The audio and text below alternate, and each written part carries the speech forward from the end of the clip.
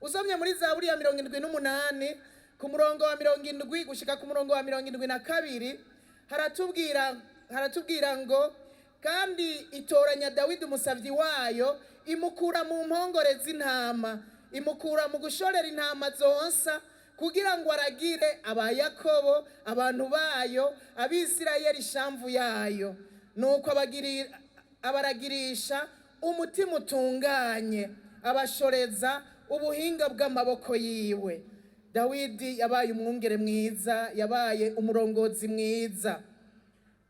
Ikindi kandi kigaragaza yuko Imana ari umwungere mwiza ababaye intama ziwe, akunda intama ziwe, nuko azigaburira, ararondera ibyo zikeneye zikarya zigahaga n'ibyo kunywa. Umwanditsi wa Zaburi 23 umurongo wa 1 n'uwa 2 niwe yavuze ngo Uhoraho niwe mwungere wanje sinzokena, amvyagiza mu cyanya cy'ubwatsi butotahaye, andongorera iruhande y'amazi adasuma. Nukuvuga ko yaranezerewe ko ataca azobura kubera afise umwungere mwiza, amuragira ahari ubwatsi butotahaye, amenya ibyo akeneye mu gihe gikwiriye, si ibyo kurya gusa ariko mbere n'ibyo kunywa akabimuha mu gihe gikwiriye. Hanyuma icya kabiri umurongozi ategerezwa kumenya muri bimwe bine nababwira. Icya kabiri umurongozi ategerezwa kumenya, umurongozi ategerezwa gukorera abandi, ategerezwa gukorera abandi. Ni wa murongozi musuku, ntabikora nk'ubigoberewe ko, akora ikintu anezerewe atidoga, kuko hariho n'ushobora gukora ariko akabikora yidoga, hanyuma cyangwa akabikora kubera uwo murongo yamubona, hanyuma yagenda niba abandi bavuga ngo temba ntereka agaca yigira muri bisumbi kivi nasubire gukora. Umurongozi mwiza akorera abandi, nakabikora nezerewe, akabikora atidoga na gatoya.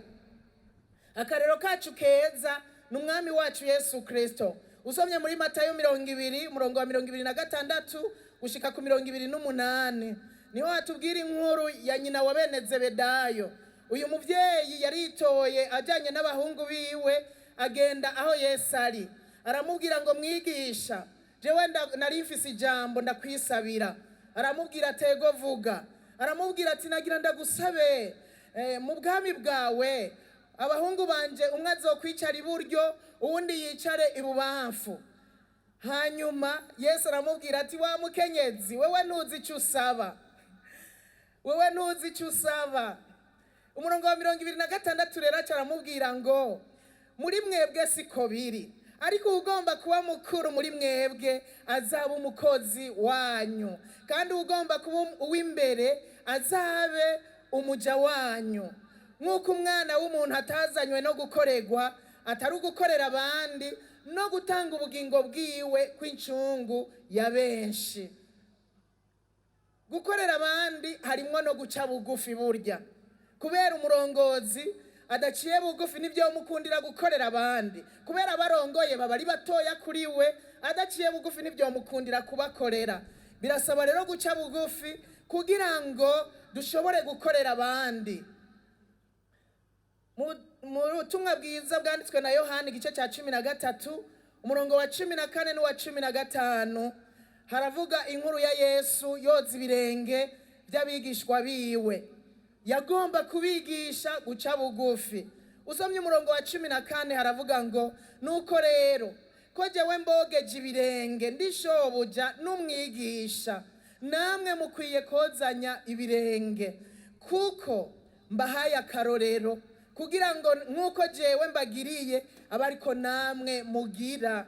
Yesu yari karabigisha guca bugufi, araboza ibirenge kandi arabigishwa biwe uko basa kose, kandi acabahanaguza n'umutamana wiwe. Petero niwe yahatswe kwanka ngo ntamwoza ibirenge. Yesu acaramubwira ngo utemeye ko ndakoza naho nzoba mpuriye nawe. Petero avyumvise acaravuga toya, ahubwo ntiwoza ibirenge gusa, nshikana no ku mutwe. ariko Yesu aca aramubwira ngo ahandi hari hasanzwe hakeye, ibirenge nivyo vyari bikenewe. Yabogeje ahantu hacafura cyane, mu birenge haracafura cyane, kwari kugira ngo abere kuguca bugufi afise nabo bazoce bagenda babikorera abandi. Tumenye neza yuko umurongozi akorera abandi, nakoresha ububasha yahawe kubw'inyungu ziwe. Haba namba araca bugufi akamenya ko hejuru yiwe nawe hari uwundi amuruta gose, kandi nawe akubaha uburongozi bwiwe akabukorerako. Akorera abandi asunitswe n'urukundo abakunda, ntakora kubwo kurondera icubahiro ciwe canke izindi nyungu. Barongozi beza, burya birakwiye ko tugira urukundo. Nta murongozi atagira urukundo yokorera abandi, ntibikunda, kuko umutima w'urukundo niwo udusunikira gukorera abandi, niwo usunika abavura kuvura neza, abacamanza gucira imanza abandi, abarongora mu buryo butandukanye bakabikora neza, babikorera abantu kugira ngo baryoherwe bamererwe neza, kandi bakabikora mu kuri kubera umutima w'urukundo bafise muri bo. Burya umuntu afise umutima w'urukundo ni umuntu yibwira ngo ibi bishikiye uyu muntu nanje birashobora kunshikira, reka ndamutunganirize neza, kandi ni naco njejwe. Urazi ukuntu biryoshe gutunganiriza abandi ukoze mu ibyo usanzwe uzi, ibyo usanzwe ujejwe, biraryoshe cyane. Uhejeje kubikora bikagenda neza, urumva ko mu mutima unezerewe. Ariko babandi babanza kugira ico batse kugira ngo bashobore gukorera abandi, abo no mu mutima ntibagira amahoro. Canke uriko arabikora kugira ngo yiyerekane canke arondera icubahiro ciwe, abo no mu mutima ntibashobora kugira amahoro. Nuko rero dukorera abandi dusunitswe n'umutima w'urukundo. Kigira gatatu muri vya bindi dutegerezwa kwibuka nk'indongozi, nukugira umwitwarariko w'ivyuha abandi atari ivyo baguha. Ivyuha abandi atari ivyo baguha, kandi ivyuha abandi bibaha kugira ngo bamererwe neza. Yesu Kristo nico gituma atazanywe no gukorerwa, ariko yaje kudukorera, ariko yongera ko ijambo rivuga ngo no gutanga ubugingo bwiwe kw'incungu ya benshi. Ibi byanditswe na Matayo ku murongo wa 28, ngo nk'uko umwana w'umuntu atazanywe no gukorerwa atari ugukorera abandi, no gutanga ubugingo bwiwe kw'incungu ya benshi. Yari afise icyo atuzaniye, icya mbere kudukorera, ariko kandi no gutanga ubugingo bwiwe kugira ngo tumererwe neza, kugira ngo dukire, kugira ngo twongere guhura n'Imana. Murabizi ko ibyaha byari byaradutandukanije n'Imana, ariko umwami Yesu Imana iremera iramutanga, atagicumuro yakoze na kimwe, ari ntungane, mu ntumbero yo kugira ngo wewe atunganye, ashobore kuza abe hagati yacu n'Imana, aduhuze. Arapfa rero, byategezwa guca mu rupfu, kuko mu byaha byari byaratwishemo. Iyo umuntu akoze ibyaha arapfa mu buryo bw'imwemu. Nico gituma Kristo nawe yategerezwa gupfa kugira ngo twebwe dushobore kuba bazima, turonke ubugingo budashira. Yesu yitwararitse kuduha ubugingo bwiwe kugira ngo tumererwe neza. Niko indongozi zari zikwiye kumera, kwitanga kubw'abandi kugira ngo bamererwe neza. Kandi na Yesu yatanze ubwo bugingo bwiwe kubera urukundo yadukunda. N'Imana yatanze umwana wayo w'ikinege kubera urukundo yadukunda. Byose biguma bigaruka mu rukundo. Usomye Yohana 15 umurongo wa 12 gushika ku wa 13, haravuga ngo Yesu yasize aduhaye icyitegererezo cyo gukundana. Yaravuze ngo ni icyagezwe, yaduhaye icyagezwe cyo gukundana. Aravuga ngo nimukundane nk'uko nanje nabakunze. Umurongo wa 13 kavuga ngo nawogira urukundo rutuga umuntu yigura abakunzi biwe. Twebwe indongozi nitwagira urukundo bizodushobokera cyane imisi yose gukorera abantu kugira ngo bamererwe neza, kandi tuzoba tubakoreye ibyo twategerezwa kubakorera kugira ngo bamererwe neza, kandi tukabikora atani gisabwe. Bana bimwe byo kubanza gusaba ibiturire, bimwe byo kubanza ubu n'akantu gatoya udusanga babaguhaye igiturire.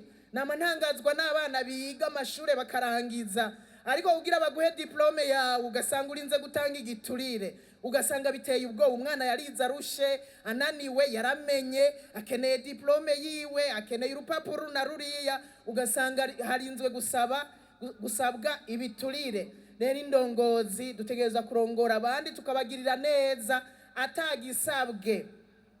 Tugire muri twebwe umutima wo kwitwararika abandi kugira ngo bamererwe neza, nk'uko Pawulo yabikoze atubera akarorero. Usomye mu cete cya mbere yandikiye Abikorinto igice cya 10 umurongo wa 24 haravuga ngo ntihagire umuntu ababara ivyiwe, ariko ababare ivya mugenzi we.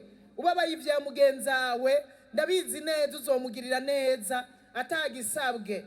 Umurongo wa 32 uvuga ngo nimubere abayuda igitsitaza canke abagiriki canke ishengero ry'Imana, nk'uko nanje nezereza bose muri vyose. Narondera ikigira ico kimarira ubwanje, ariko nkarondera ikigira ico kimarira abenshi kugira ngo bakire. Pawulo ivyo yakora murumva ntiyarondera kwinezereza, ariko yarondera kunezereza abandi. Yakora ibintu byose bishobora gukiza bagenzi biwe bakamererwa neza. Natwe tuba ariko tubikora, cyane cyane kwimpera iri imbere. Ikigira kane dutegerezwa kwibuka nk'indongozi, nukubera akarorero abandi, atari kubatwaza amanyama. Ubugira kandi Pawulo nawe nyene yarabaye umurongozi mwiza. We yavuga ngo, usomye mu cete cya mbere yandikiye Abikorinto 11 umurongo wa 1, we yavuga ngo munyigane nk'uko nanje nigana Kristo. Mbega nk'indongozi turumva twohagarara imbere yabo turongoye tukababwira iryo jambo, ate ni munyigane nk'uko nanje nigana Imana, nigana Kristo. Ni munyigane mu kuvuga neza, ni munyigane mu ngeso nziza, ni munyigane mu rukundo, ni munyigane mu kwizera. Ayo n'amajambo Pawulo yahanuye Timoteyo mu cete yamwandikiye cya mbere igice cya 4 umurongo wa 12, aramubwira ngo ntihagire uzokugayira ubusore bwawe Timoteyo, ariko ubera bizera icitegererezo mu byo uvuga, mu ngeso zawe, no mu rukundo, no mu kwizera, no mu mutima utanduye. Izo nizo mpanuro yamuhaye, ariko nawe yari icitegererezo by'ukuri. Yarababwira barongoye ni munyigane, nanjye ndafise uwundi utawo hejuru yanje nigana, bikagenda neza. Imana rero dushoboze kwigana Imana, twigana Yesu kugira ngo ibikorwa bigende neza.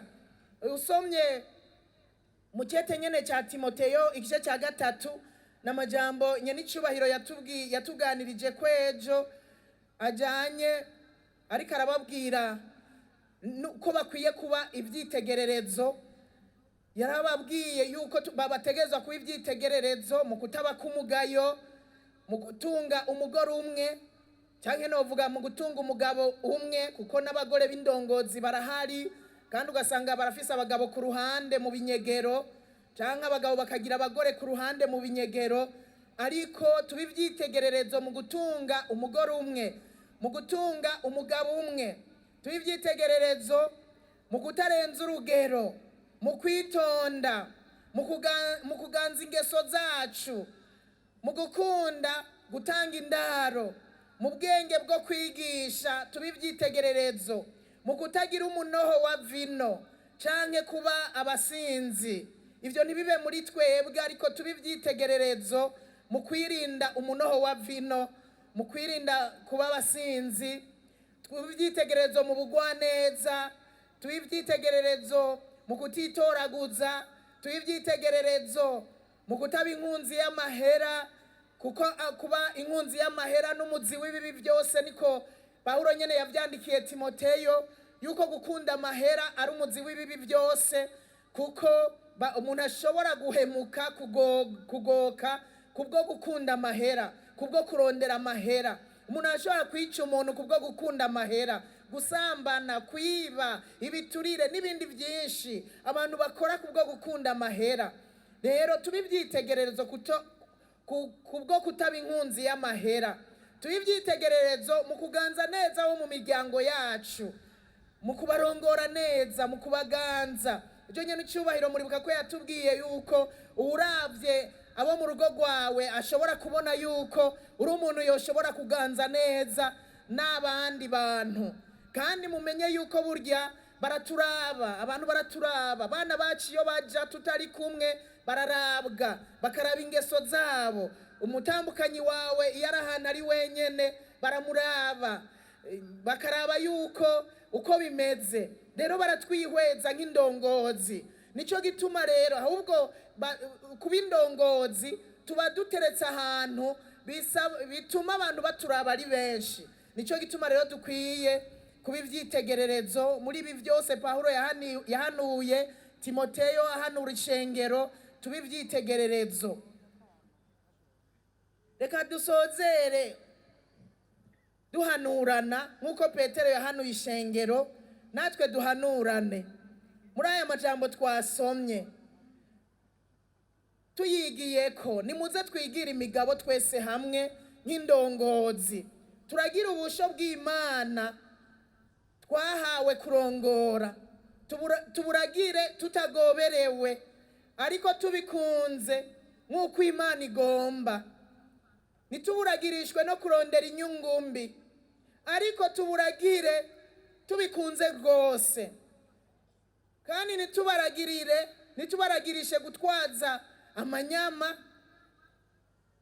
tubabungabunga ahubwo tuba ivyitegererezo vyabo, uko tugenda, uko twifata, uko tuvuga, tuba ivyitegererezo mu buryo bwose, baturabiye ko nabo bakore neza. Ariko Pawulo ntiyahanuye abakuru gusa cyangwa indongozi gusa. Usomye ku murongo wa 5 muri aya majambo nyene badusomeye, yarahanuye n'abakiri bato, arababwira ngo mugamburukire abakuru b'ishengero. Aha rero turi nk'indongozi, hariho abariko baranyumva hano, hariho kumbure n'abatwumva ku buhinga ngurukana bumenyi.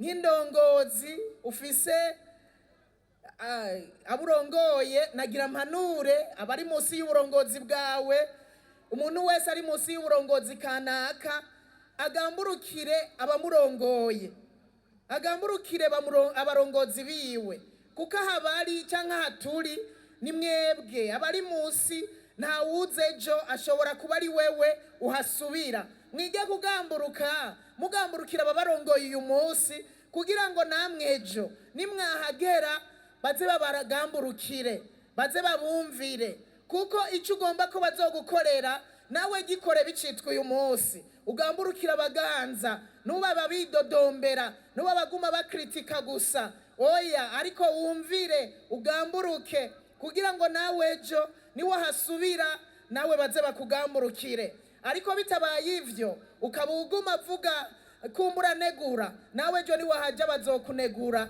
ukaba uwo batunganya ibikorwa nawe ntubibemwo, nawe ejo niwe haja ntibazobibamwo. Icyo ugomba ko bakugirira nawe uyu munsi uragikora kugira ngo ubitange. Nuko rero tugamburuke. Yarahanuye n'abandi bose, aravuga ngo twese dukenyere, abarongorwa n'abarongozi, twese dukenyere kwicisha bugufi kugira ngo dukoreranire, kuko Imana igwanya bibone, ariko abicisha bugufi ikabaha ubuntu.